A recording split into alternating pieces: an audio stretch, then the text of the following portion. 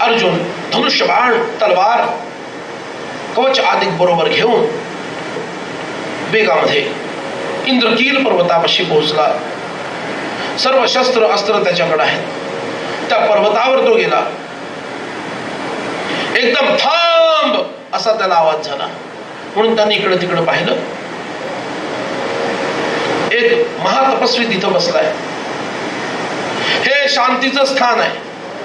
अशा ठिकाणी शस्त्र आणि अस्त्र यांचा काही संबंध नाहीये. याचा त्याग कर.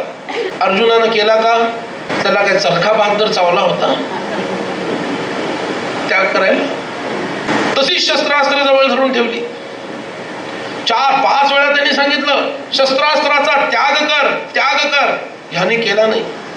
बरं तपस्वी सांगतो, अरे कुणाला आदर्श डोळ्यासमोर ठेवायचं लक्षात घ्या. हिंदू समाज. आता अजून काय बोलावं?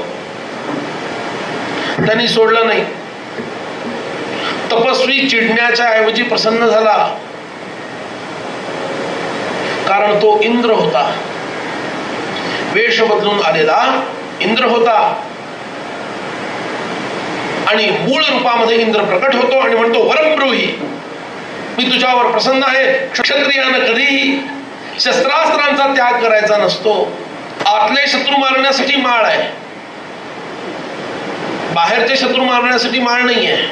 बाहेरचे शत्रू मारायचे असतील तर हातात फाळ पाहिजे. हम भाला और माला दोनों संभालने वाले लोग हैं. आवश्यकता पड़ी तो भाला और आवश्यकता पड़ी तो माला.